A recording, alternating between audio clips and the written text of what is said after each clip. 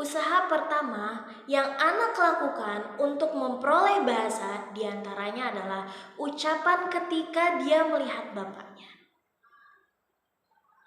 Ada 2 poin yang harus kita tunjukkan. Yang pertama ialah kita hanya terbatas pada kata-kata, padahal kita juga memerlukan untuk membahas mengenai tatabul kalimat, yang artinya rangkaian kata. Betul apa betul? Yaps.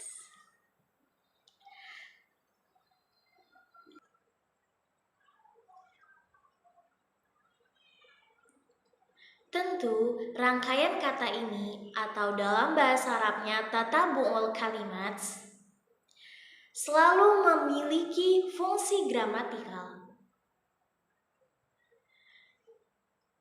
Atau dalam bahasa Arabnya wazifah nahwiyah.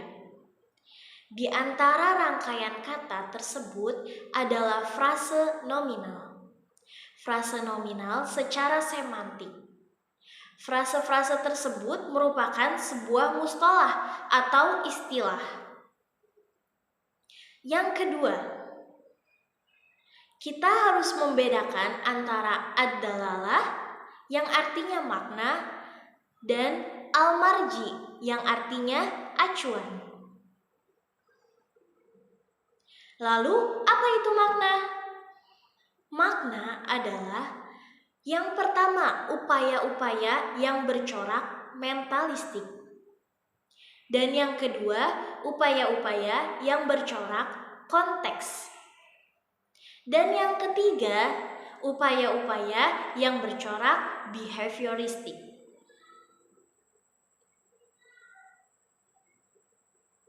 Makna itu menjelaskan bagian yang menjadi acuan seseorang. Makna itu menjelaskan bagian-bagian.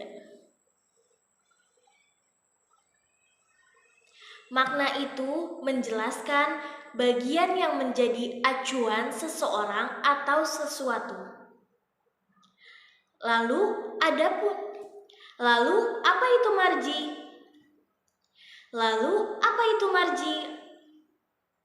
Adapun marji adalah orang yang sebenarnya atau sesuatu yang nyata. Jika ad-dalalah menunjukkan kelompok atau jenis yang menjadi acuan, yang menjadi nisbah bagi al-ashkhos atau al-asya, sedangkan marji itu al-ashkhos itu sendiri atau sesuatu itu sendiri. Misalnya, bakoroh, makna kata bakoroh adalah jenis sapi.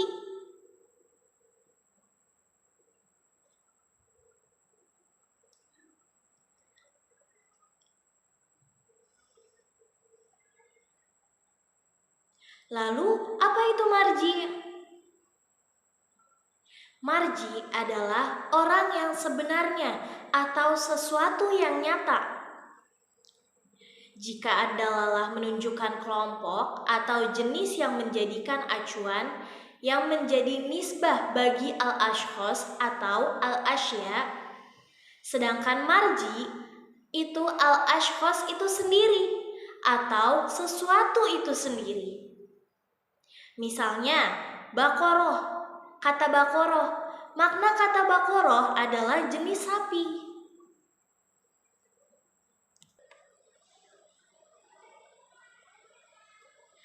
Adapun marji dari kata bakoroh adalah sapi tertentu di dunia nyata.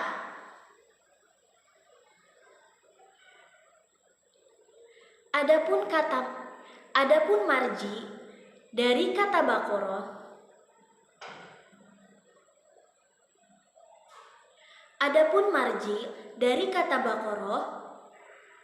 yang artinya sapi tertentu di dunia nyata.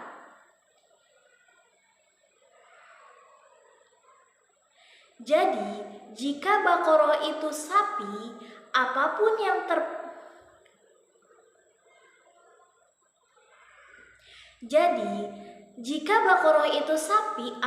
yang terpenting jenis sapi, Sedangkan marji itu sapi tertentu di alam di dalam.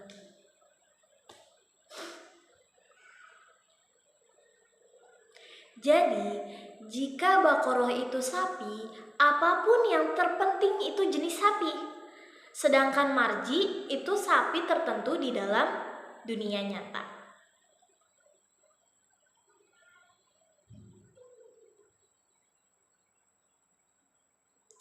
Jadi,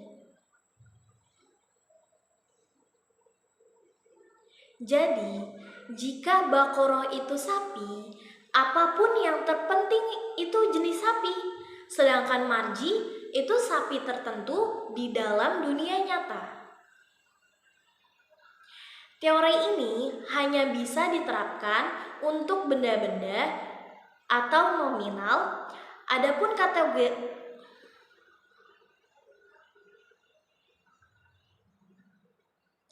teori ini hanya bisa diterapkan untuk benda-benda atau nominal. Adapun kategori kata yang lainnya seperti as-sifat yang dalam bahasa Inggrisnya adjektif, al-af'al, verbal, al-huruf itu kata depan.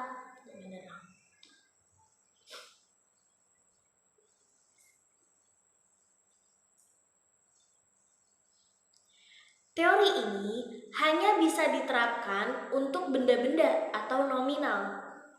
Adapun kategori kata yang lainnya seperti as-sifat, adjektif, al-af'al, verba, al-huruf, kata depan, maka teori ini tidak bisa diaplikasikan. Contohnya seperti jamil atau jaid, itu tidak bisa untuk diaplikasikan.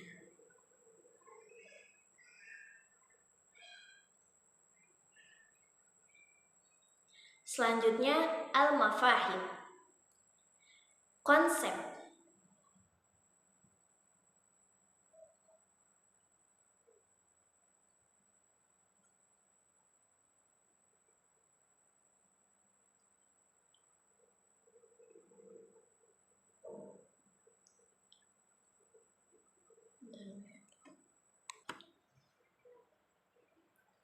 Apa itu baik, indah? Apa itu baik, indah?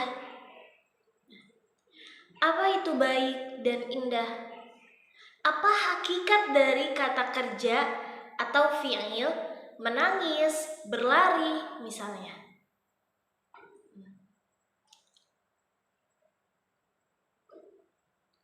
Apa itu baik dan indah? Apa itu baik dan indah? Apa hakikat dari kata kerja atau fi'il? Misalnya menangis, berlari. Bahkan seandainya kita terapkan teori ini untuk nominal saja, maka ternyata teori ini tidak bisa diterapkan untuk semua jenis nominal. Coba sekarang, apa yang dimaksud dengan jin ifrit? Perhatikan, ternyata teori ini semata-mata hanya berbicara mengenai marji', bukan dalalah.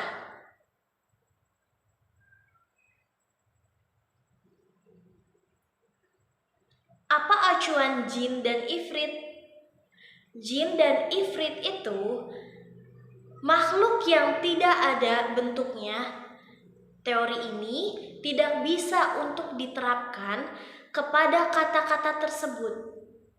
Contoh kata-kata lain seperti cinta, benci, bahasa, dan sebagainya. Kata-kata ini tidak memiliki marji yang nyata atau konkret. Oleh karenanya, teori ini tidak mampu untuk menafsirkan kata-kata seperti ini. Ada kata-kata yang mengacu pada sesuatu yang nyata, yang menunjukkan pada satu acuan, tetapi maknanya berbeda. Misalnya, ada kata najmus sobah, yang artinya bintang pagi. Najmul Masa yang artinya bintang sore.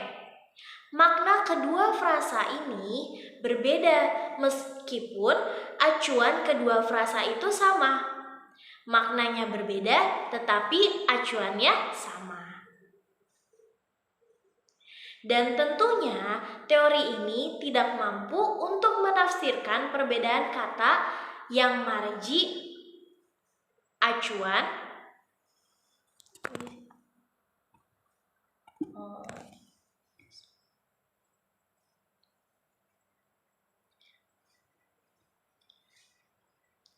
dan tentunya teori ini tidak mampu untuk menafsirkan perbedaan kata yang marjinya sama.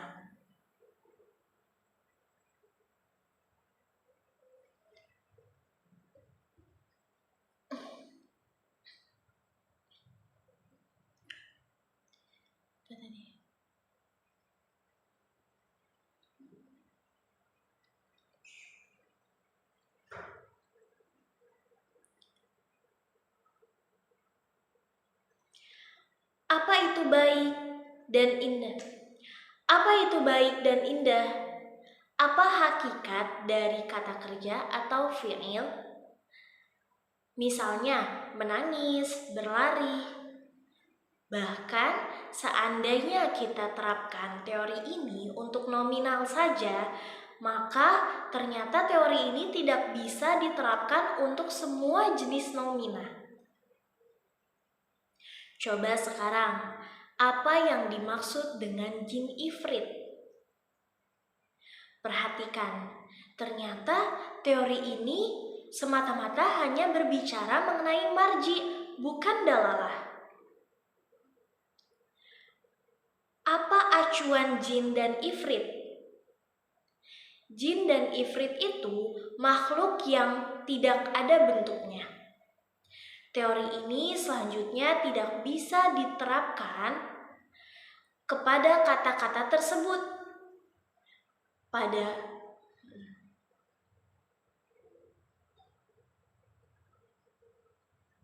Teori ini tidak bisa diterapkan kepada kata-kata tersebut. Teori ini tidak bisa diterapkan pada kata-kata tersebut. Kata-kata lain contohnya seperti cinta, benci. Kata-kata ini tidak memiliki marji yang nyata atau konkret.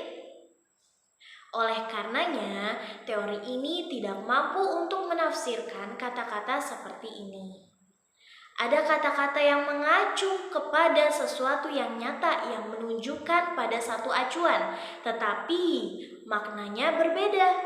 Misalnya ada kata najmus sobah, bintang pagi. Betul. Najmul masa, bintang sore. Makna kedua frasa ini berbeda meskipun acuan kedua frasa itu sama. Jadi maknanya beda tetapi acuannya sama. Dan tentunya teori ini tidak mampu untuk menafsirkan perbedaan kata yang marjinya sama.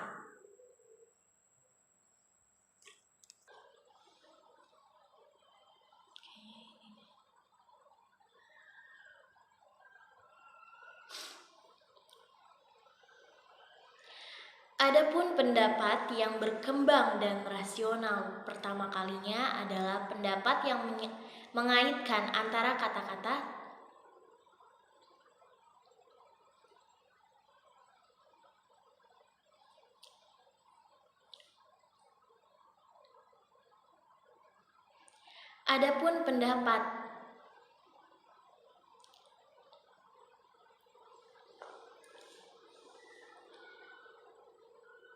Adapun pendapat yang berkembang dan rasional pertama kalinya adalah pendapat yang mengaitkan antara kata-kata dengan konsep-konsep pikiran.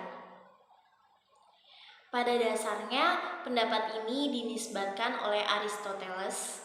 Aristoteles ini berpendapat bahwa adal adalah kata Sedangkan ad-dalil adalah konsep.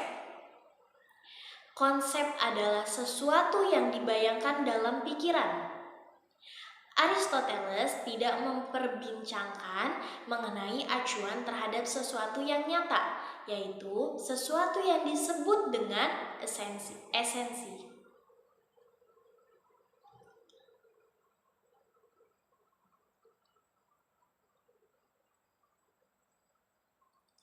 Pada dasarnya, pendapat ini dinisbatkan oleh Aristoteles.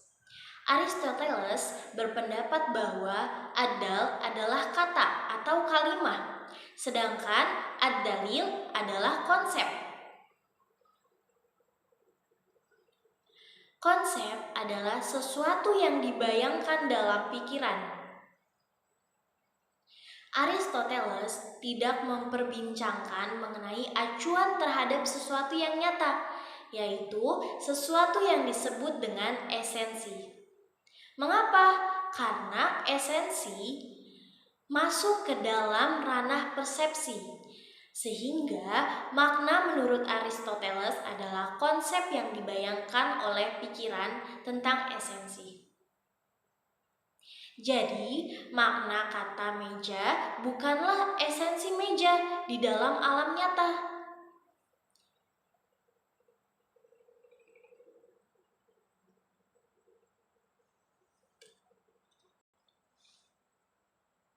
Jadi, makna kata meja bukanlah esensi meja di dalam alam nyata.